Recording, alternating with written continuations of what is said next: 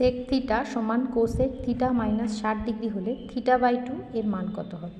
এটা দুরকমভাবে করা যাবে। এই সেক থিটাটাকে আমি কোসেক থিটা করে নিতে পারি, অথবা এই কোসেক থিটাকে সেক থিটা করে নিতে পারি পূরক কোণের সূত্র লাগিয়ে।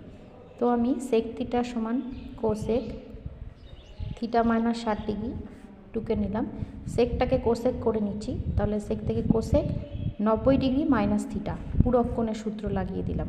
এবার দেখো দুদিকেই কোসেক হয়ে গেল, তাহলে কোণের মান সমান হবে, অর্থাৎ 90 ডিগ্রি মাইনাস থিটা সমান হবে থিটা মাইনাস 60 ডিগ্রি, বা 60 ডিগ্রিটাকে ডান দিকে নিয়ে এসেছি, 90 ডিগ্রি প্লাস 60 ডিগ্রি সমান থিটা প্লাস থিটা, বা 150 ডিগ্রি সমান 2 থিটা। 2 দিয়ে যদি কেটে দিই থিটার মান পাবো 75 ডিগ্রি। তোমরা এইভাবেও করতে পারো, অথবা কোসেকটাকে সেক করে নিয়েও তোমরা এইভাবে করতে পারো। এবার থিটা সমান হয়ে যাবে 90 ডিগ্রি।